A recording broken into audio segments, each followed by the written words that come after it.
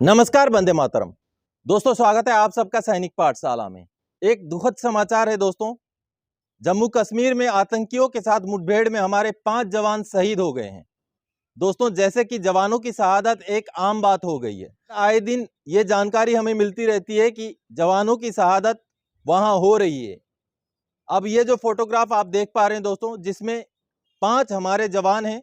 हवलदार नीलम सिंह, नायक Arvind Kumar, lance नायक रुचि Singh Rawat, paratrooper Siddharth Chhetri और paratrooper Pramod Negi. इनकी शहादत अभी 2 दिन पहले जम्मू कश्मीर में हो गई है दोस्तों, इस दुख की घड़ी में इन दिवंगत आत्माओं की शांति के लिए भगवान से प्रार्थना करता हूं और साथ ही साथ इनकी परिवारजन को इस दुख की घड़ी में अपने आप को संभालने की ताकत प्रदान करे भगवान, इसके लिए भी प्रार्थना करता हूं। चलिए दोस्तों, आगे बढ़ते हैं। आज के इस वीडियो में आपके कुछ वाजिब से सवाल और उसके जवाब लेके आया हूं। जैसे आप पहला कमेंट देख पा रहे हैं दोस्तों, जो कि सायाजी पाटिल जी का है। हमें कैसे पता लगेगा कि हमें कम पेंशन मिल रहा है? दोस्तों, कल जब मैंने वीडियो में ये बताया था कि आपको पता होना चाहिए कि आपको सही पेंशन मिल रहा है कि नहीं, तो उसके लिए इन्होंने ये सवाल किया है। दोस्तों, कम से कम आप इतना तो पता कर ही सकते हैं कि OROP 1 में आपका लेंथ ऑफ सर्विस, आपका रैंक, आपका ग्रुप के हिसाब से कितना पेंशन तय किया गया था।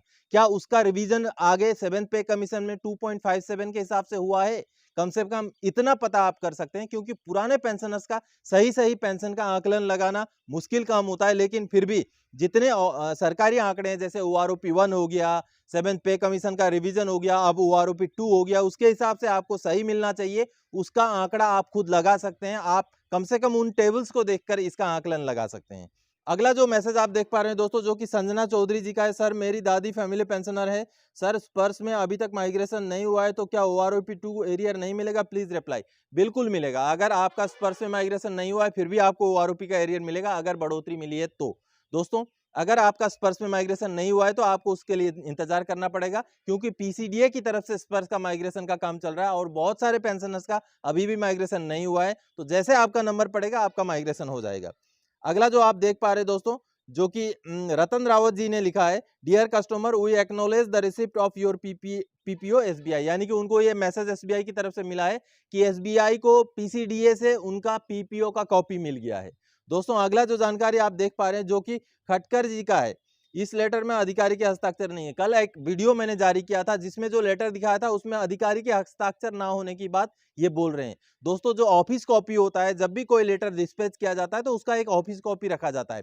कभी कभी ऐसा होता है कि ऑफिस कॉपी में बिना साइन किया हुआ रखा गया हो, या कभी कभी ड्राफ्ट अमेंड किया हुआ लेटर को भी ऑफिस कॉपी बना के रखा जाता है। लेकिन ये लेटर पेंशनर ने मुझे भेजा है, जिसमें स्टैंप भी लगा हुआ है सिग्नल रिकॉर्ड्स का। अगला दोस्तों, जैसे कि आप देख पा रहे हैं, सुनील कुमार तिवारी जी का ये मैसेज है। मैं दीपक तिवारी AMC 20.5 साल करके पेंशन आया हूँ, एक्स ग्रुप का हूँ, मुझे 50% डिसेबिलिटी के साथ पेंशन आया हूँ। सर्विस पेंशन में सर्विस स्केल OROP 2 के अनुसार मिल रहा है, लेकिन मेडिकल पेंशन में इंक्रीज नहीं हुआ, क्या करें समझाएं। दोस्तों, ये प्रॉब्लम बहुत सारे पेंशनर्स के साथ है कि उनका सर्विस एलिमेंट तो OROP के हिसाब से रिवाइज हो गया, लेकिन डिसेबिलिटी एलिमेंट नहीं हुआ। इसमें मैंने ग्रीवेंस भी डाला था, उसका जवाब भी मुझे आया। दोस्तों, इसमें आप सबको जानकारी दे दूं, अगर आपका सर्विस एलिमेंट रिवाइज हो गया है तो जो रिवाइज किया हुआ सर्विस एलिमेंट है उसका 30% आपका डिसेबिलिटी एलिमेंट होना चाहिए, अगर आपका डिसेबिलिटी 50% है तो। यानी कि आप अगर डिसेबिलिटी एलिमेंट ले रहे हैं तो आपका अगर 100% डिसेबिलिटी है तो आपका रिवाइज किया हुआ सर्विस एलिमेंट के हिसाब से आपका डिसेबिलिटी एलिमेंट 60% होना चाहिए। यानी कि 100% में आपका सर्विस एलिमेंट का 60%, 50% में आपका सर्विस एलिमेंट का 30% आपको डिसेबिलिटी एलिमेंट होना चाहिए। अगर उससे कम है तो आप तुरंत ही CP ग्राम्स में ग्रीवेंस डालें, आपका रिवीजन जरूर होगा। दोस्तों, अगला जो मैसेज आप देख पा रहे हैं, OROP का समाचार सुनते सुनते किसी को 1 रुपए तक नहीं मिला, बंद करो ये ड्रामा। दोस्तों, क्या ये ड्रामा है? क्या OROP के बारे में जो बताना वो गलत है? क्या OROP का पैसा किसी को अभी तक 1 रुपए भी नहीं मिला? अब ये जो महाशय हैं, सुधर्मा रामचंद्रन जी, इनको शायद इस बात की खेद है कि इनको शायद रिवीजन नहीं मिला होगा। अब ये सच्चाई है, कई सारे पेंशनर्स को OROP का फायदा नहीं मिला। तो OROP का फायदा ना मिलना, किसी को पैसा ना मिलना नहीं होता है। जिनको बढ़ोतरी हुआ है, जिनको पेंशन में फायदा मिला है, उनके लिए मैं वीडियो बनाता हूं। अगर OROP से रिलेटेड बना रहा हूं तो उनके लिए ये जानकारी है, आपके लिए नहीं है जनाब, जो आप ये मैसेज कर रहे हैं। अगला जो मैसेज आप देख रहे हैं, जीवन केके जी का है, जिसमें सर नमस्ते, मेरा पेंशन हर महीने सर्विस पेंशन और डिसेबिलिटी 50% आती थी, लेकिन अप्रैल माह से डिसेबिलिटी पेंशन नहीं आया और 4% डीआर भी नहीं आया, क्या करूं? दोस्तों, अगर किसी का अचानक से इस तरह से डिसेबिलिटी एलिमेंट आना बंद हो जाए तो ग्रीवेंस जरूर डालें, लेकिन इनको अभी अप्रैल महीने का पेंशन स्लिप पहले देखना चाहिए, वहां क्या ब्यौरा दिया गया। हो सकता है कोई और वजह से उनका पैसे में डिडक्शन हुआ है, जिसकी वजह से इनको लग रहा है कि उनको डिसेबिलिटी एलिमेंट नहीं मिला। तो पहले पेंशन स्लिप चेक करें, और अगर सही मायने में उनका डिसेबिलिटी एलिमेंट नहीं दिया है तो उनको ग्रीवेंस जरूर डालना चाहिए। अब दोस्तों, अगला जो जानकारी है जो कि एस कोटवाल जी का है, सर एमएसपी का बेनिफिट सिर्फ ऑन सर्विस को होगा या पेंशन वालों को भी होगा? दोस्तों, ये एक बहुत बड़ा सवाल है। इसमें कई सारे पेंशनर्स ये सोचते हैं कि जब एमएसपी मिलेगा तो क्या पेंशनर को भी मिलेगा या सिर्फ ऑन सर्विस वालों को मिलेगा? आपको एक एग्जांपल दे दूं, अगर पुराने रिटायरी जैसे 1980 का 1970 का रिटायरी को एमएसपी डायरेक्टली देना है, तब तो एमएसपी को 1970 से लागू करना पड़ेगा। समझ रहे हैं आप बात? तो आपको मैं समझाता हूं, लेकिन उनको भी मिलेगा, कैसे मिलेगा?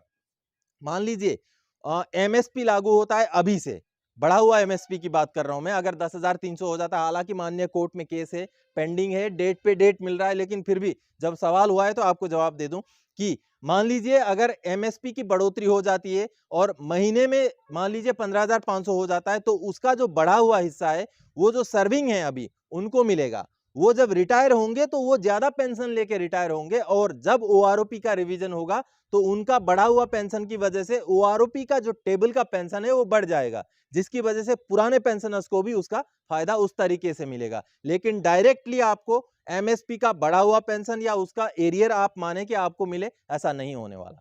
तो दोस्तों, आज के इस वीडियो में इन्हीं जानकारी और इन्हीं सवालों के जवाब को लेके आया था। आगे और कोई जानकारीदायक आपसे सरोकार रखने वाला विषय लेकर मैं फिर से हाजिर हो जाऊंगा। तब तक के लिए जय हिंद दोस्तों।